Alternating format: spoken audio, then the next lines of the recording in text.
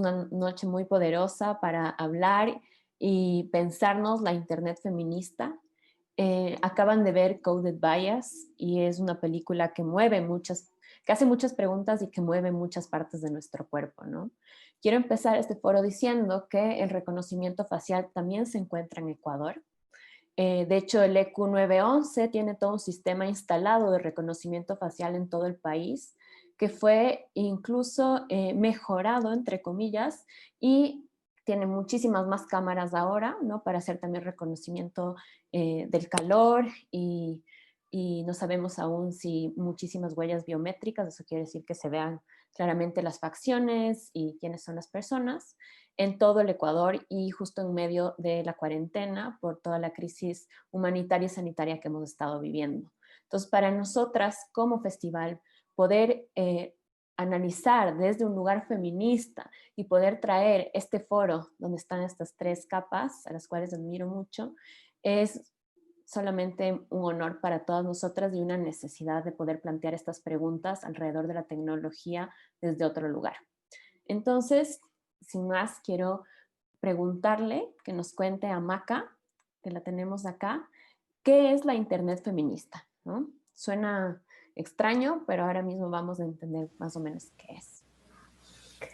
A ver, hola, buenas noches a toda la audiencia de este festival maravilloso, este festival de cine feminista X en Ecuador.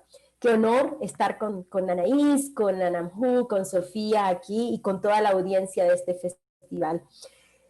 A ver, si acabo de terminar de ver la peli y digo, un internet feminista es justamente un internet donde no pasa lo que estamos viendo que está pasando, ¿no?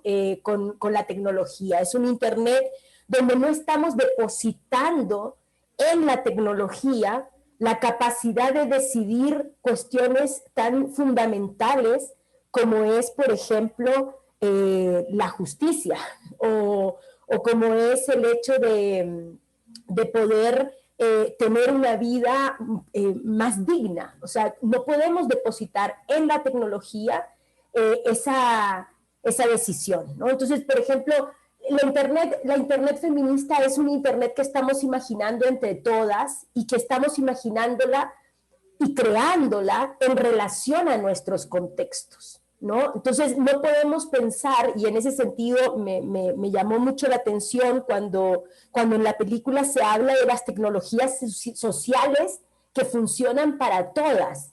Y yo digo, imagínate una tecnología social que se crea en la India y que queramos que funcione en Ecuador. Ahí es donde yo digo, es que ese internet feminista es un internet donde las feministas, donde las personas que usamos en internet en Ecuador, vamos a poder crear un internet de acuerdo al contexto en el que nosotras estamos viviendo. O sea, lo que estamos viendo hoy en día es que se está comprando tecnología diseñada, creada, programada en el norte para ser aplicada, instrumentalizada en el sur, donde nuestra realidad es completamente diferente, ¿no? Entonces, ese internet feminista es un internet que tiene que estar en constante diálogo con esa realidad inmediata en la que se va a poner en práctica.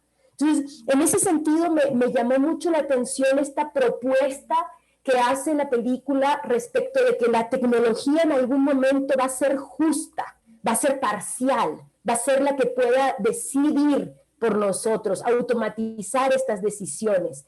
En la película se habla mucho de los casos erróneos de esta tecnología de inteligencia artificial, ¿no? Dice, bueno, se está cometiendo, esta tecnología comete errores, tiene sesgo, ¿no?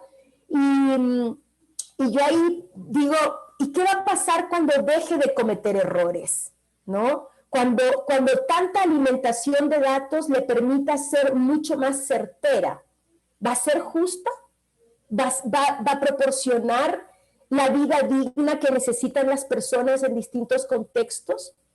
¿Quién está, o sea, realmente esta idea de que la tecnología puede ser parcial, que esta tecnología puede ser objetiva, me causa mucho ruido, porque lo que creo es que tenemos que partir de la idea de que toda tecnología es una tecnología que surge de unos intereses, de unos contextos, de unas realidades. Y la tecnología feminista tiene que ser una tecnología diversa, donde la tecnología que se aplique en Argentina inclusive va a ser distinta de la que se aplica al otro lado de la cordillera de los Andes, en Chile o en Bolivia o en Perú, porque son realidades diferentes, somos distintas. Yo creo que el movimiento feminista, si hay algo, los movimientos feministas, si hay algo que nos han enseñado es que somos diversas y que tenemos que construir desde la diversidad, ¿no? Y no querer entonces implementar una tecnología, ¿no?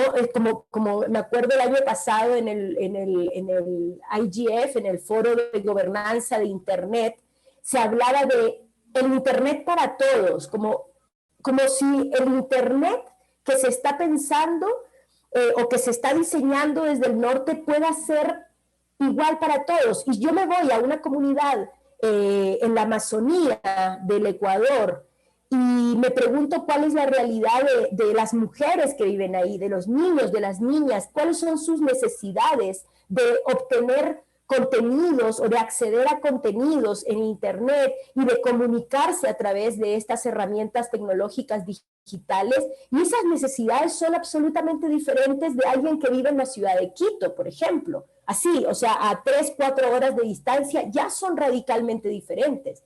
Entonces, ese Internet feminista que estamos pensando y creando tiene que ser ese Internet que está dialogando con el entorno donde está surgiendo. Es una Internet que está naciendo de las necesidades sentidas, ¿no? Por las comunidades, por los barrios, por las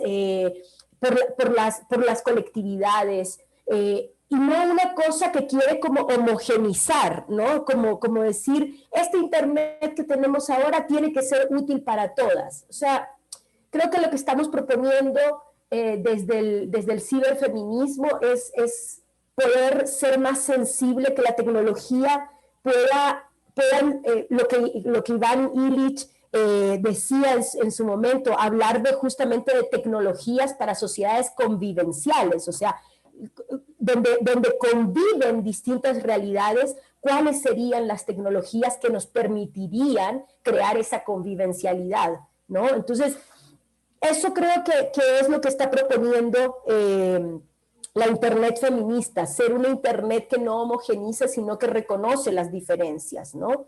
No me quiero pasar en el tiempo, así que tú dime, Anaís, si estoy ahí.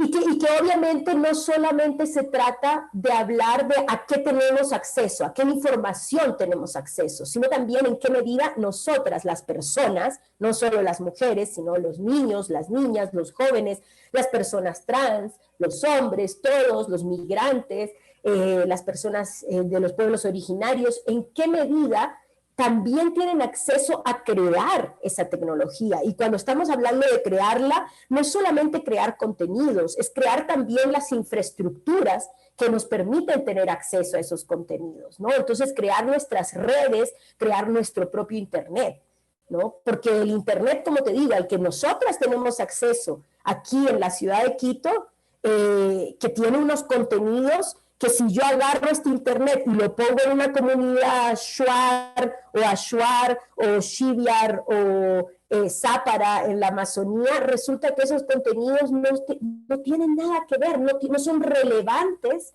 al contexto de esas comunidades. Entonces, ¿por qué yo tendría que pensar que esta Internet a la que yo tengo acceso sería la Internet para todos? O sea, entonces justo lo que queremos es como hablar de cómo construir unas internets y empezar a hablar en plural, unas internets completamente diversas, ¿no? De acuerdo a distintas realidades. Por supuesto que nos permitan comunicarnos con otras realidades también. Ese fue el origen, ¿no? Del Internet, ¿no? Poder transferir datos con el otro lado del mundo, o con personas que estaban distantes de nosotras, pero no por eso yo imponer a esa otra realidad qué es lo que según yo o según quién, como lo están haciendo en el norte, ¿no? Imponernos qué es lo que tenemos que tener acceso. Lo voy a dejar hasta ahí. Gracias. Gracias, Maca. Creo que queda un poco más claro qué es esto y obviamente el feminismo llega a cuestionarlo todo y desde los feminismos se llega a cuestionar todo, a romperlo todo y eso es lo hermoso porque desde allí también se puede construir, ¿no? Si no lo cuestionamos no lo podemos reconstruir. Y ahora voy a dar paso a Namju. A Namju, quisiéramos entender qué es esto del hack feminismo o del trans hack feminismo. Voy a Te Muchas paso la gracias. palabra. Gracias. Igual que Maca, solo quisiera dar las gracias por la invitación y estoy súper feliz de poder estar conectada con Ecuador en este momento. Para mí es súper emocionante. Les quiero un montón por allá. Y bueno, quisiera conectar un poco también con lo que estaba mencionando Maca en este asunto de pensar cómo dentro de la película, muchas gracias por poner la imagen. Creo que una de las cosas que pasan dentro de la película es que dan cuenta de cómo estas mujeres encuentran que hay discriminación en los algoritmos. Y un poco ahí creo que por un lado es como re interesante ver su proceso, como de estar en este mundo y darte después cuenta de cómo existe esta discriminación y al mismo tiempo también como pensar que de capaz que también estábamos siendo un poco inocentes al no darnos cuenta, donde inocencia no es virtud, al no darnos cuenta que todas las tecnologías pues están cruzadas también por un sesgo capitalista y patriarcal, ¿no? O sea, estas tecnologías nacen en este sistema que es capitalista y patriarcal y por lo tanto también tienen en su impronta pues todas estas características como la explotación y la discriminación. Así que más bien lo difícil sería que pese a nacer en este sistema no tuviera parte de esto, ¿no? Y creo que también dentro de la película es muy interesante poder pensar a qué nos lleva ese proceso de discriminación que hay intrínseco a los algoritmos, por cómo se están, cómo, quién los está creando, pero también un poco el que no marca, como que los límites que marca para esto es que el algoritmo puede ser corregido. Creo que un presupuesto es que si cambias entonces la forma en que el algoritmo es creado y empiezas a hacer que quienes crean estos algoritmos pues sean un grupo más diverso, va a haber una corrección del algoritmo. Y de alguna forma puede ser regulado y que con estas dos cosas va a funcionar. Sin cuestionar entonces en el fondo que pues eso podrá ponerle algún tipo de límite, pero no lo resuelve en el fondo porque en el fondo el problema es sistémico. Y yo creo que ahí entonces lo conecto con nuestro hacer desde el transhack feminismo. Y claro, no podría dar una definición de qué es el transhack feminismo, creo que es muchas cosas, igual que hay muchos feminismos, pero les puedo contar un poco mi experiencia dentro de esto, ¿no? En mi caso, participaba de comunidades hacktivistas, en donde pues tratábamos este término del hacktivismo, pues es un término que, no sé, a partir de el 15M, como por ahí del 2012, empezó a cobrar como más fuerza y hace referencia un poco no solamente a esta comunidad de hackers, sino como una visión un poquito más ampliada de lo que podría ser el hackear. Y el hackeo, pues, para quienes no estén familiarizadas, es un poco la idea de poder de entrada viene una palabra en inglés que hace referencia como al acto de cortar con un hacha, que es como una tarea que es constante, que es ardua, pero en la recuperación que se hace de la palabra tiene que ver con personas que están interesadas en resolver problemas y que trabajan bastante duro para poder resolverlas, cuestionando todo el tiempo los sistemas, las estructuras de poder. Entonces, viniendo en estas comunidades, que además son comunidades que parte de ellas han participado mucho de movimientos sociales, de movimientos políticos y por eso el hacktivismo. Estando allí, pues por supuesto también nos damos cuenta que este tipo de activismo pues no, también tiene deficiencias. Y ahí es donde también entra un montón, es re importante pensar en los feminismos, ¿no? Como no solamente, como estas metodologías que te permiten cuestionar todo eso. Entonces, ya estando ahí como hack feminista, llegó también muy natural esto de lo trans, porque lo trans es también un cuestionamiento a lo binario. Entonces, es como a partir de lo trans nos atrevemos a transgredir, a transponer, a transportar, a todo lo trans que se te pueda ocurrir. Entonces, esta composición del transhack feminismo es una forma para nosotras decirnos, cuestionando sistémicamente todo, desde nuestra corporalidad hasta las tecnologías o en sí el sistema en el que estamos. Y creo que desde este lugar entonces podemos pensar que el problema no se va a resolver con cambiar algoritmos y ser más incluyentes. El problema tiene que pasar por una solución sistémica, un cambio de sistema. Pero mientras estamos aprendiendo cosas también. Y bueno, quería solo mostrar la siguiente imagen para contarles que en México hicimos un encuentro transhack feminista. Fue el segundo encuentro, hasta ahorita van 3.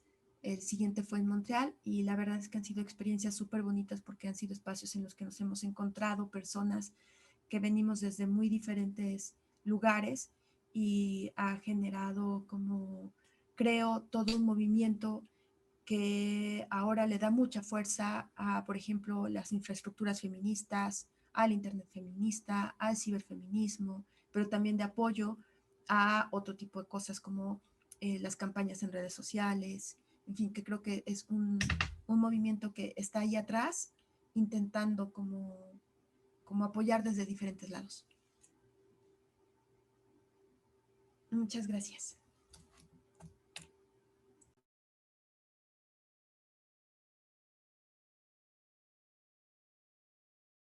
Ya, ahora sí. Gracias, Anamhu. Y algo que llama muchísimo la atención, ¿no? Es en Coded Bias, es que quienes están hablando son mujeres. ¿Por qué digo esto? Porque tal vez a nosotras que estamos en el mundo de la tecnología o que somos feministas no lo cuestionamos, pero dentro de la tecnología el hecho de que existan mujeres sigue siendo lamentablemente muy poco, ¿no? Entonces, que Coded Bias sea narrado y sea cuestionado desde este lugar de una mujer joven que además viene de las artes y llega a la tecnología, ¿no? Y que además es negra y se pone desde ese lugar antirracista, es en sí mismo transgresor. Transgresor además ver a tantas cracks, diríamos, ¿no? Capas hablando de tecnología en un solo documental. Y eso llama mucho la atención. Hay muchos comentarios porque además dentro de esta semana se ha estado también mostrando Coded Bias en varias partes y de esa manera hemos visto que hay muchos comentarios bastante sexistas y machistas alrededor y también de decir, yo no sabía que había mujeres que sabían de código. Entonces, en función de esto, quisiera pasar con Sofi, que nos puedas explicar un poco más como qué es el algoritmo y cómo ha sido tu transitar en este mundo lleno de hombres, ¿no? Tú como criptógrafa, explicar un poco de este lugar, ¿no es cierto?, en el cual te has encontrado lleno de hombres, pero que además ha significado como una lucha constante, ¿no?, de poder poner también los temas feministas en la necesidad de las tecnologías. Muchas gracias, Anaís, y al igual que Maca y Ananju, soy súper feliz de ser parte del foro y estar aquí y estar conectada virtualmente con el Ecuador. Siempre.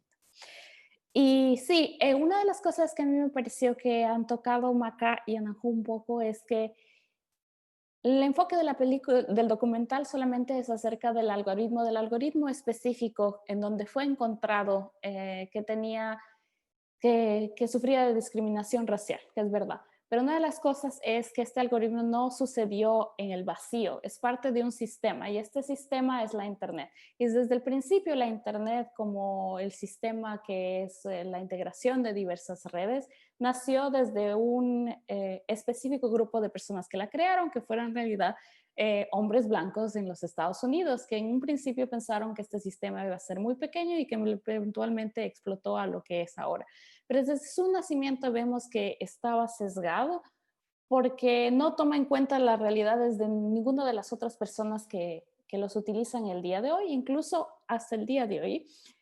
Las personas que hacen los estándares sobre los que está basado la Internet siguen siendo personas blancas y las compañías que lanzan los productos que nosotros utilizamos cada día son usualmente hombres blancos del norte global.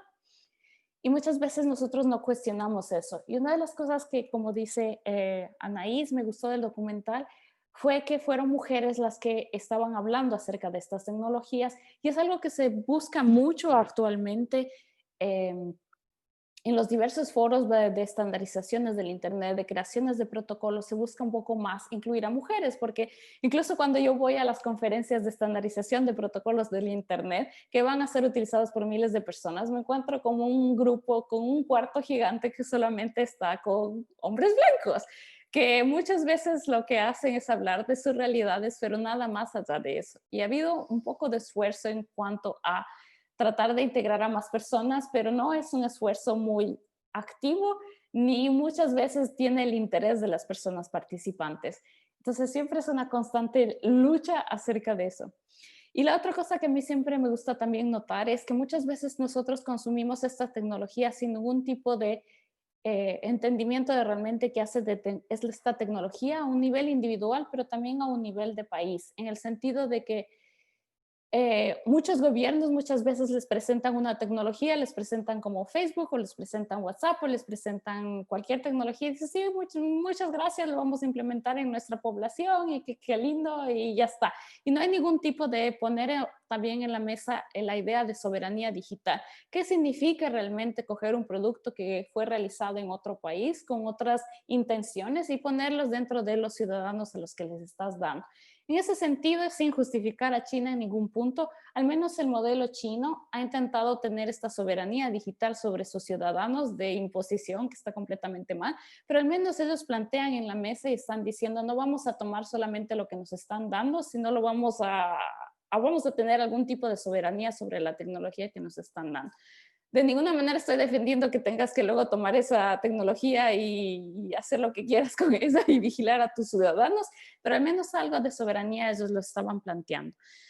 Y otra de las cosas que también creo que deberíamos plantearnos es que muchas de las cosas que nosotros estamos haciendo, y el documental toca un poco acerca de esto, es que tenemos cada día más una vigilancia permanente, porque algo que no nos damos cuenta es que la Internet es un sistema de escritura, en el sentido que es un sistema donde las cosas quedan permanentes. Y muchas veces nosotros tomamos a la Internet porque lo hemos tomado desde el punto de vista artístico o de expresión individual, que está muy bien, pero lo tomamos como si fuera algo más social o algo que va a quedar sin ninguna huella. Algo que, por ejemplo, es como si tuviéramos una conversación con nuestro amigo y ya está. Cuando no es así, crea un sistema permanente, un récord permanente que va a estar ahí para quién sabe cuándo, cuyos datos además se van a otros países, porque no es como que los sistemas que nosotros estamos utilizando, por ejemplo, de mensajería instantánea, los datos o lo que nosotros tipeamos en esos chats se van a quedar en nuestro país y van a estar en la soberanía de nuestros países y de nuestras leyes, sino que van a ir a otro país y quién sabe a cuántos otros países, porque el Internet está, los cables de la Internet están pasando por un montón de países, tocando no sé cuántas soberanías y cuántas leyes, y nosotros no tenemos realmente una noción de qué se está haciendo con esos datos.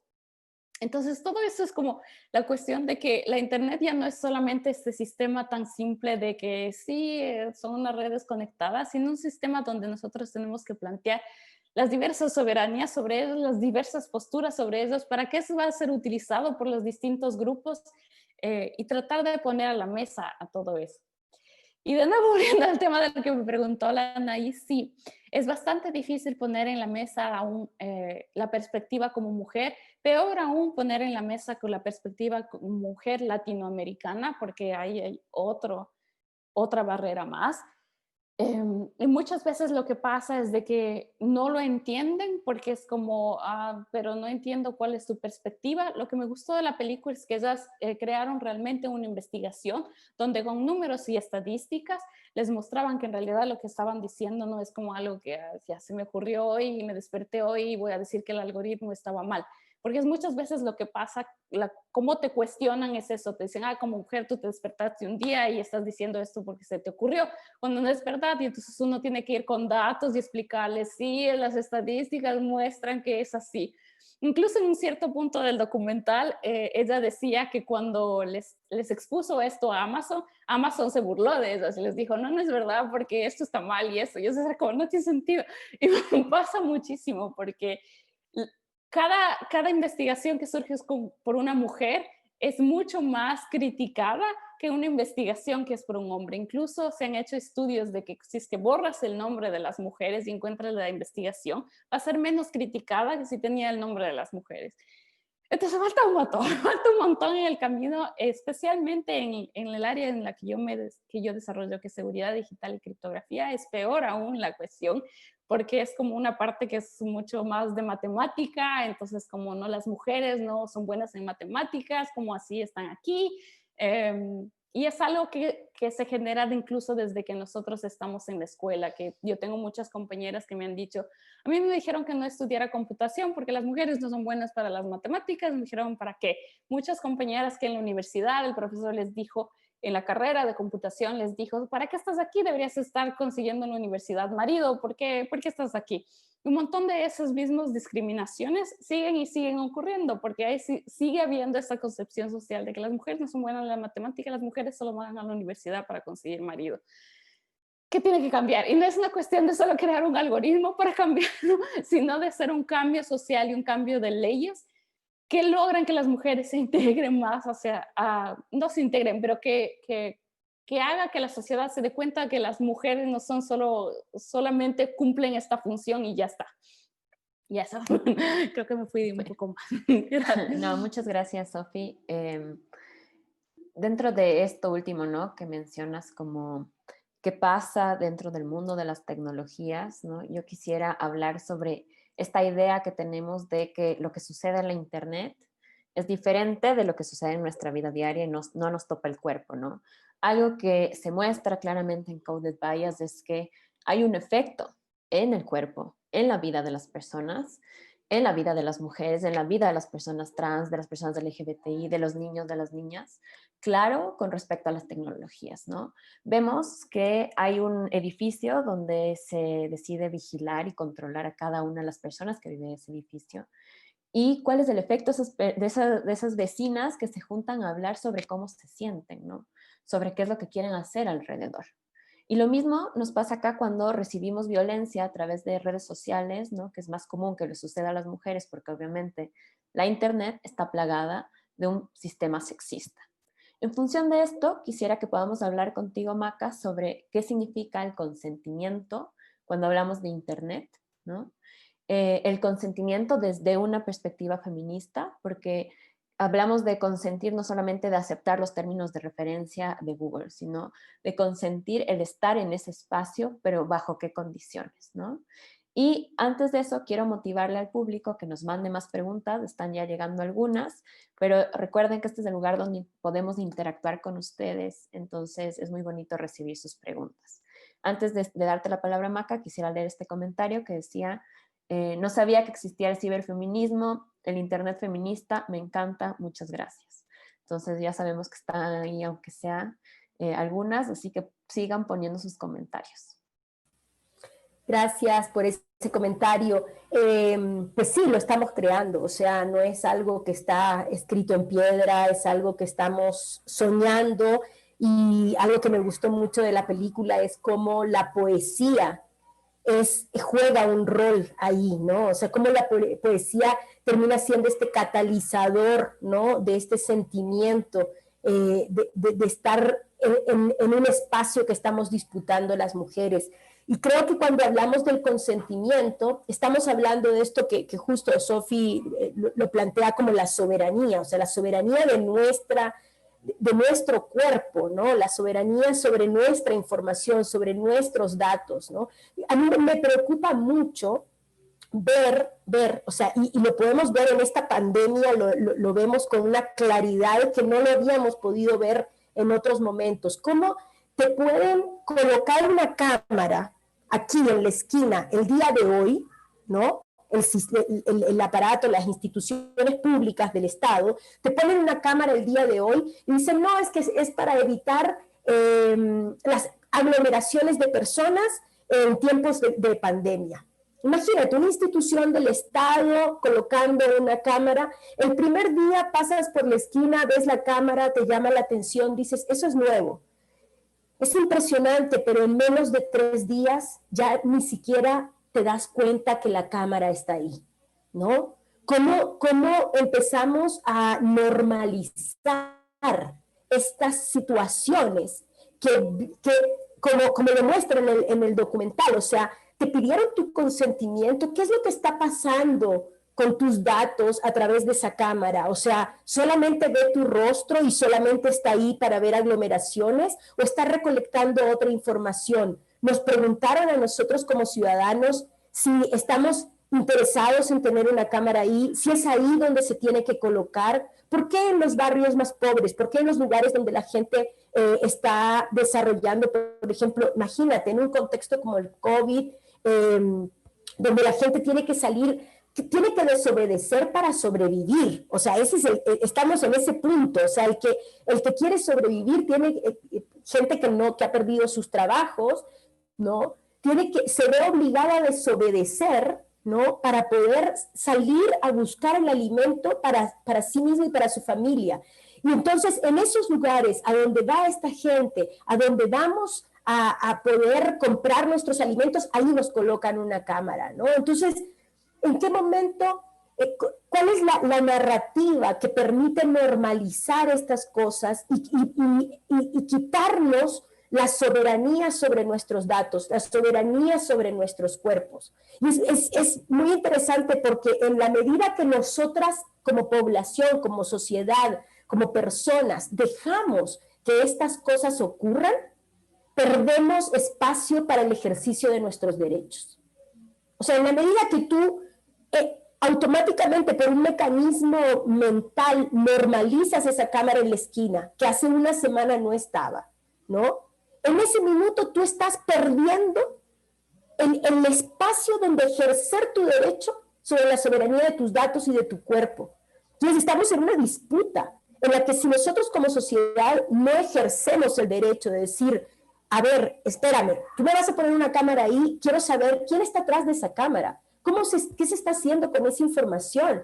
Hay una investigación muy interesante, ahora me voy a acordar el nombre, es una argentina muy interesante, porque ella descubrió que en Argentina colocaban, en ese minuto no estaban comprando software, estaban poniendo a personas sordomudas atrás de las pantallas de televisión, de las cámaras que estaban en las calles y en espacios públicos, y estas personas sordomudas tienen la capacidad de hacer una lectura de los labios y entonces ver si ahí había un comportamiento extraño. Imagínate a lo que estamos llegando. O sea, entonces el consentimiento es esa posibilidad de ejercer esa soberanía sobre nuestros cuerpos y decir, a ver, mi cuerpo es el que transita por esta calle.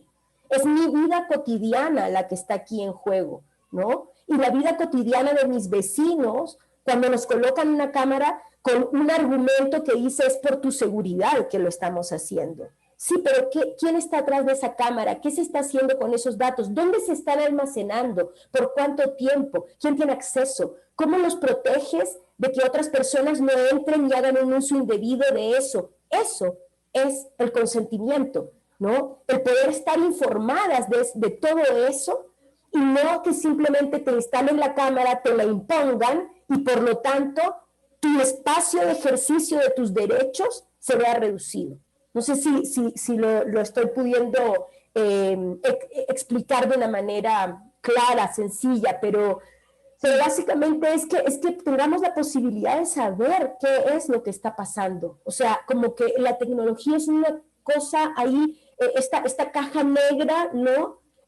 A donde está yendo toda la información de la vida cotidiana, ¿no? Y ya, además de la vida cotidiana, de la vida íntima de las personas, que eso me parece aún mucho más tenaz en el sentido de que lo que ya están en toda nuestra vida cotidiana, en el parque, en el transporte público, en las escuelas, en las universidades, en todos esos lugares ya empezamos a encontrar estas tecnologías, pero ¿qué pasa cuando esa tecnología está dentro de tu hogar? Estas famosas, lo que se ve en el documental, estas asistentes virtuales, las Alexas, ¿no? Que te están todo el tiempo escuchando y ofreciendo cosas de acuerdo a lo que lo que van capturando de tu vida cotidiana.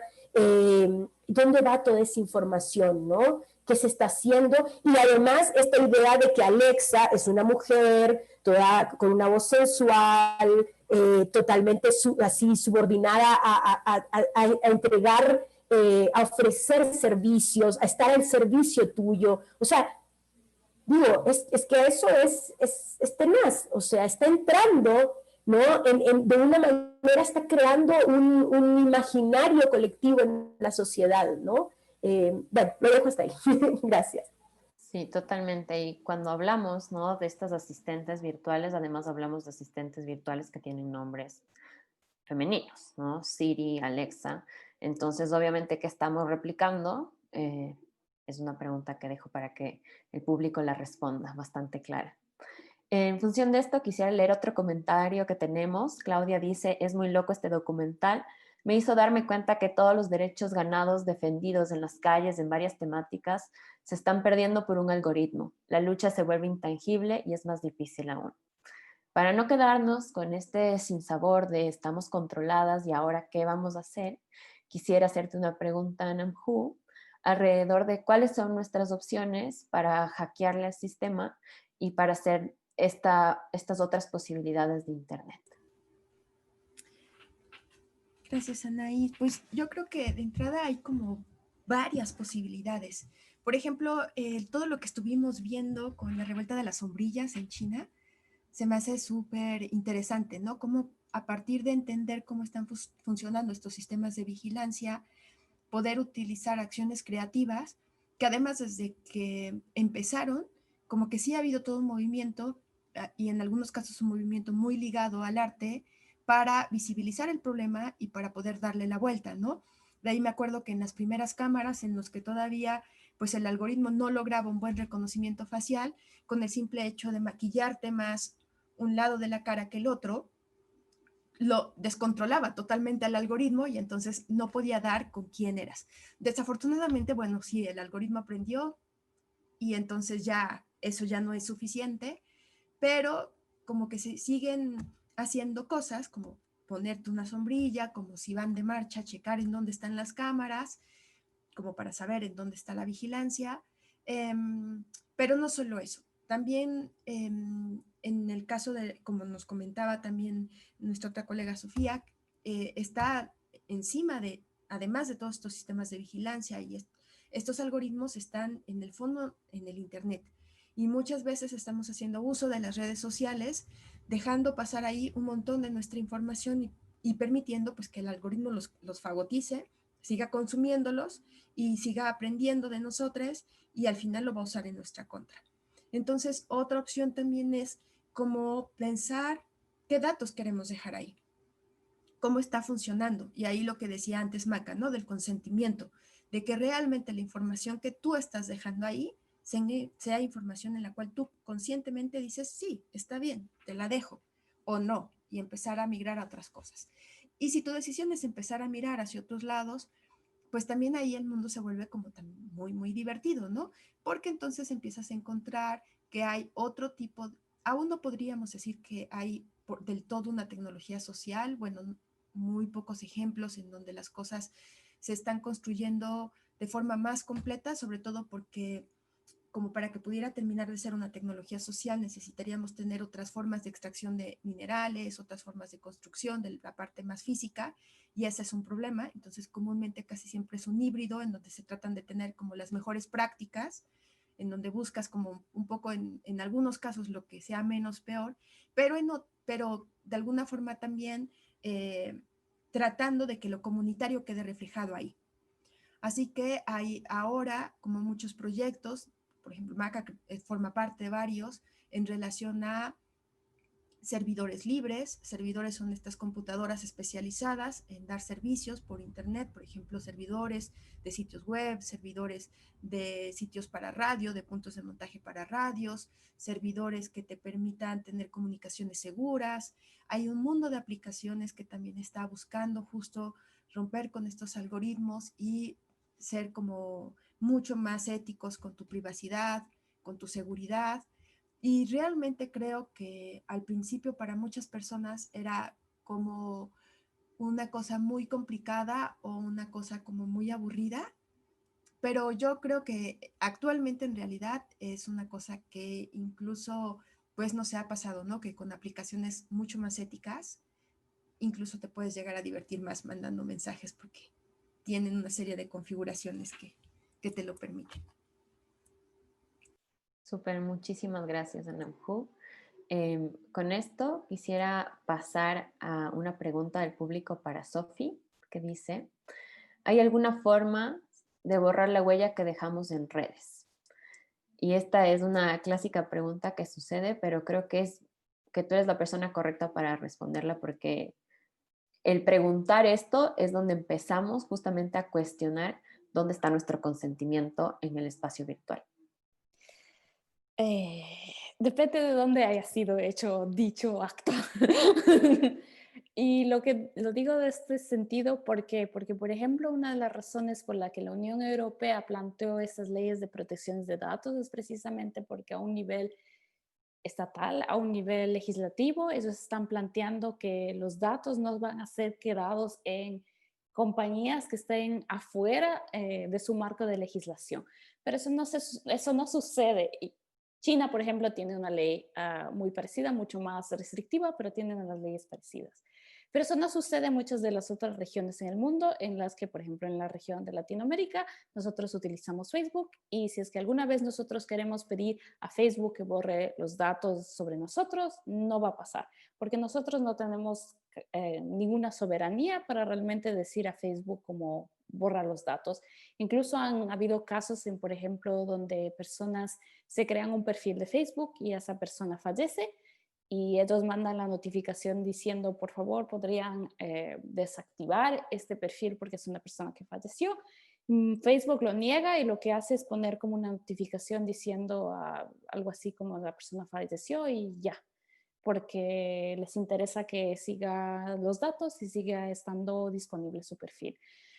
Entonces, las alternativas es siempre más bien buscar que los estados, porque eso ya es una cuestión de que el estado o los organismos transnacionales logren hacer propuestas para poder regular las diversas organizaciones que están basadas en los Estados Unidos principalmente, que es algo que se necesita bastante como que ya. Porque una de las cosas que pasaban en el documental que nosotros vimos desde que ellas lograron, por ejemplo, que pasaran ciertas leyes que regularan los algoritmos para reconocimiento facial, pero esto es en los Estados Unidos, lo que significa que Facebook va a regular, Facebook o las compañías que lo están utilizando, va a regular el reconocimiento facial dentro de la soberanía de los Estados Unidos, pero en los demás países no lo va a hacer porque no hay ninguna ley que nos proteja a nosotros. Entonces es un planteamiento que se tiene que hacer desde el nivel estatal incluso yo lo pondría de organismos internacionales.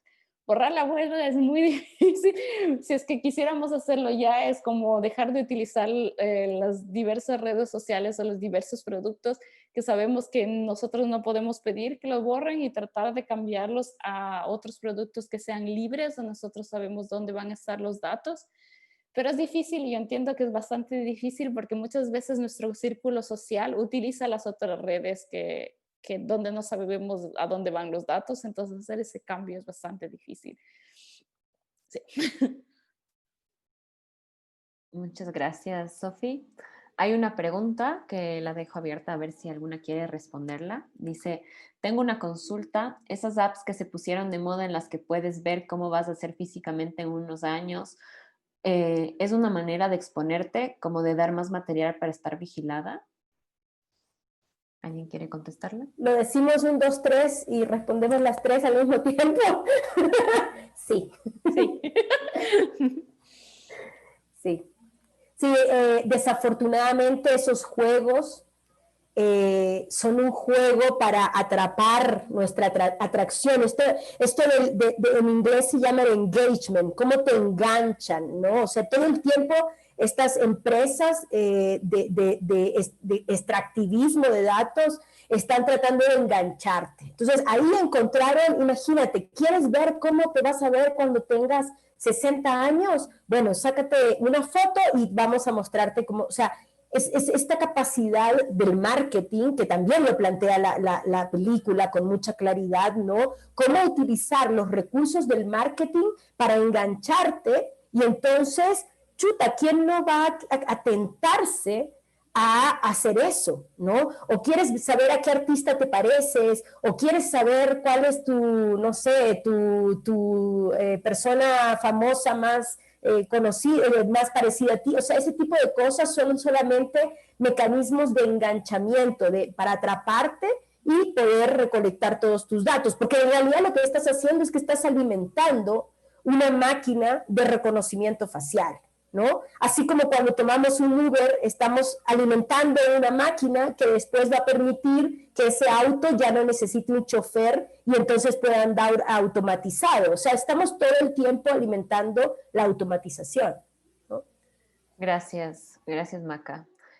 Con respecto a eso, yo quisiera decir que, bueno, en el Ecuador, además de reconocimiento facial, no tenemos ningún tipo de regulación. Hay una propuesta de ley de datos públicos que se encuentra y sigue más de un año en la Asamblea, tratando de discutirse, donde además no ha sido socializada con las organizaciones que trabajan derechos digitales, es decir, los derechos humanos en el mundo digital. Eso significa que quienes queramos, y como decía Sofi, ¿no?, regular y pidamos que se regule a las grandes plataformas y grandes corporaciones como Facebook, Twitter, Instagram, que es de Facebook, etcétera, es muy difícil, y Google, ¿no? Es muy difícil porque además no hay una regulación que tampoco hable sobre nuestros datos en este país. En función de eso, quisiera que vayamos cerrando, ¿no? Y ya que estabas con el micro hace un ratito, Maca, que nos puedas decir cómo hacer una pregunta al público y una motivación alrededor de por dónde se puede construir esta Internet feminista. ¿Por dónde crees tú que se puede construir? Sí, yo creo que lo primero es empezar a hacer que estos temas sean temas cotidianos, que sean temas de la agenda pública, de la agenda social, ¿me entiendes? O sea, que conversemos de estas cosas con nuestros pares, en nuestra familia, en nuestros amigos, en nuestro trabajo, que nos cuestionemos un poquitito. Yo creo que yo partiría nada más por ahí. O sea, te has cuestionado, por ejemplo, el cómo hoy en día, no sé, por ejemplo, las escuelas, ¿no? Las universidades, te piden que abras una cuenta de Facebook porque el grupo de Facebook va a ser donde nos vamos les voy a pasar la tarea. Los profesores te dicen ese tipo de cosas. En las escuelas de los niños, ¿no? Cuestionarnos qué es lo que está ocurriendo con la forma en cómo está llegando esta tecnología a nuestras vidas sin ese consentimiento. Creo que mientras no nos cuestionemos va a ser muy difícil que podamos como sociedad exigir derechos, ejercerlos, porque en realidad estamos entregando al Estado y a las empresas esa capacidad de decidir por nosotros, ¿no? Entonces, sí, yo más que nada lo que les propondría a la audiencia es que conversemos de estas cosas, que conversemos si el Internet al que estamos teniendo acceso es el Internet que realmente está ayudándonos a ser mejores personas, a tener una sociedad más justa, una vida más digna, ¿no? Y qué cosas no nos gustan, porque hablamos del Internet siempre desde este imaginario colectivo de lo wow que es, pero hay muchas cosas que nos pasan en Internet que no son nada buenas. O sea, mis relaciones sociales han cambiado desde que tengo un celular, porque la cantidad de tiempo que paso en el celular ha hecho que deje de poner atención a otras cosas, inclusive que deje de hacer otras cosas que me gustaban. Entonces, ¿hasta qué punto estas tecnologías digitales, no solo el Internet, el celular también, ¿no? Los juegos, están teniendo un rol tan protagónico en mi vida y qué efectos está teniendo, que no son necesariamente los efectos más beneficiosos para nosotras como personas, pero también para nuestras relaciones sociales, ¿no? El otro día fui a un restaurante antes de la pandemia y me encantó, o sea, ver este hecho. Si llega una señora ya grande, 70 y tantos años, llega 25 personas a celebrar su cumpleaños, una mesa grande en el restaurante, y están los hijos, los nietos, los sobrinos, todos ahí conviviendo, y ella se levanta con una bolsa plástica, pasa uno por uno recogiendo celulares y dice: lo único que quiero de regalo de cumpleaños es que estas próximas 2 horas que vamos a estar aquí convivamos, ¿no? O sea, me parece un acto tan noble y tan necesario de hacer, ¿no? Entonces, en ese sentido, preguntarnos qué podemos hacer nosotras para poder ejercer esa vida digna, ¿no? Y poder tener como un equilibrio con el papel o el rol que están jugando estas tecnologías en nuestra vida. Muchas gracias. Y en función de esta pregunta también, Anamhu, quisiéramos escucharte alrededor sobre, primero, ¿qué te despertó el documental de Coded Bias? Como, ¿qué dudas estaban allí que te hicieron como que te resonaron? Y si quisieras como preguntarle también a la audiencia algo que despierte para poder seguirnos cuestionando las tecnologías y hackeando el sistema patriarcal. Gracias, Anaís. Creo que el documental profundiza en varios temas de los que las mujeres que están ahí siendo entrevistadas, las que van narrando la historia, han venido trabajando por varios años.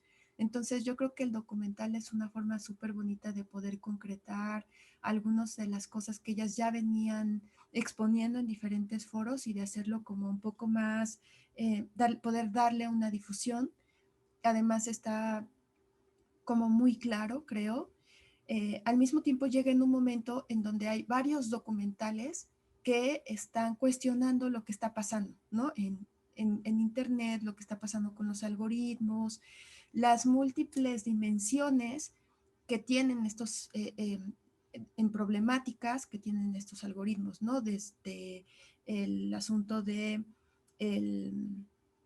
la dependencia, incluso a llegar a un punto como de necesidad casi, bueno, una necesidad muy grande, hasta todo el tema de la discriminación, ¿no?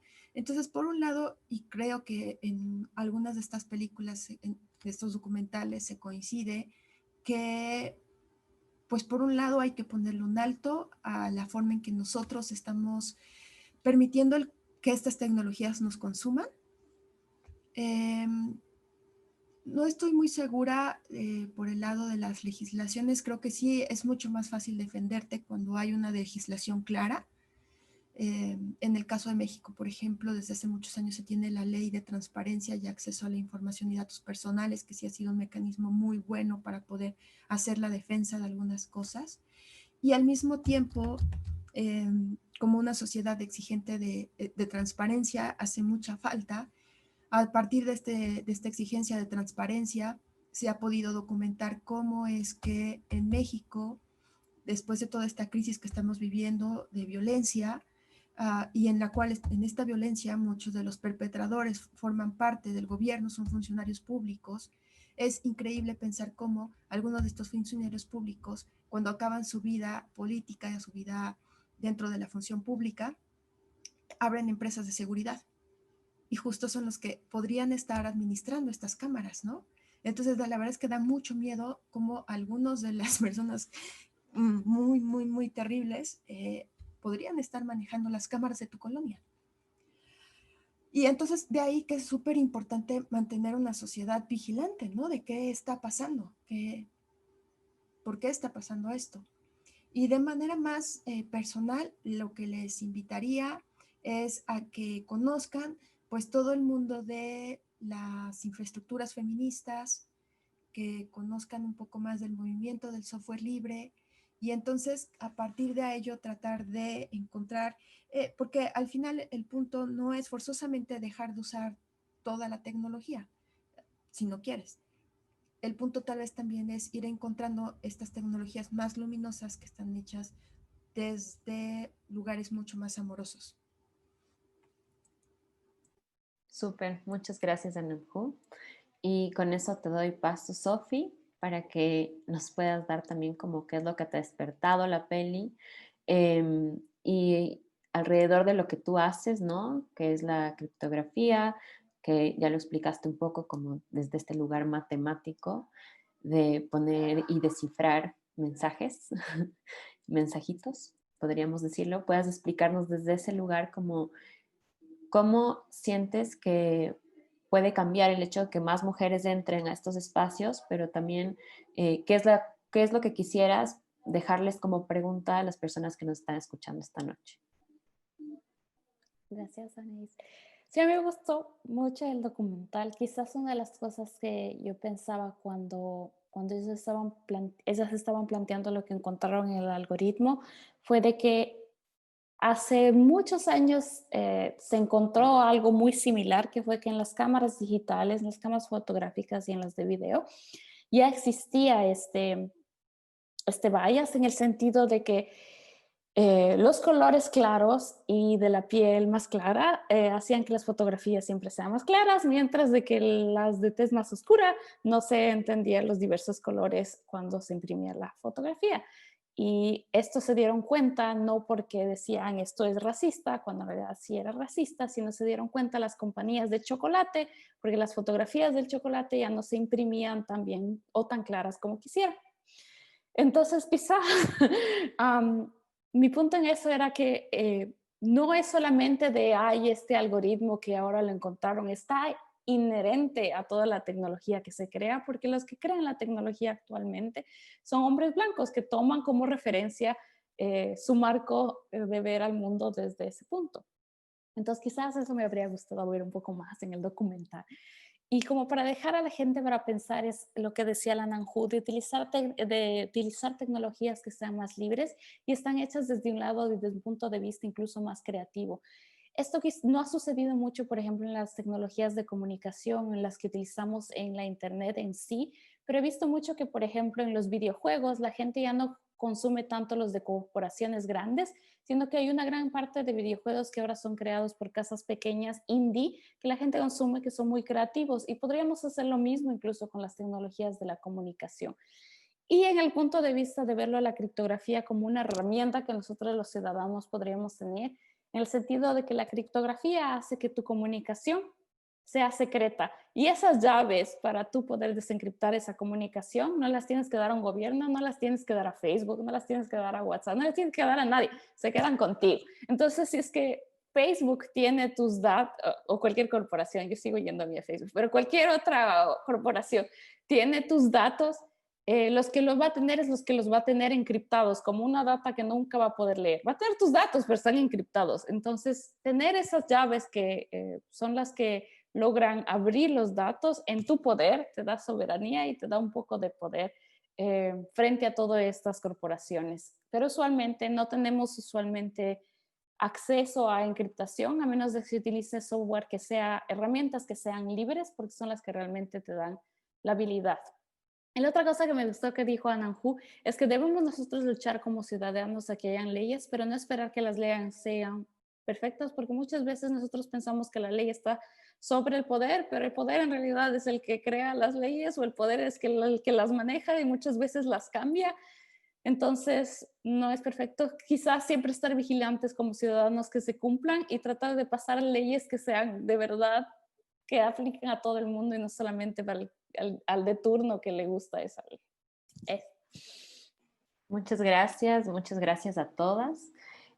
Yo quisiera cerrar con una frase que se dice justamente en el documental, que dice, pensamos que la inteligencia artificial es lo más futurista, pero realmente está basada en datos y los datos son un reflejo de nuestra historia. Yo le agregaría que esa historia, además de ser una historia que viene con un gran legado machista, nosotras la podemos cambiar haciendo tecnología desde el sur, pensándonos la tecnología desde estos lugares libres que ustedes ya lo han dicho, y cuestionando cómo vamos a crear este otro mundo, pero también desde la Internet. Entonces, con esto cerramos. Les agradezco mucho esta noche por haber estado con nosotras. Anampu, ha sido hermoso. Maca, siempre hermoso. Y Sofi, hermoso escucharte, verte, tenerte aquí. Un abrazo a todos, todas y todos.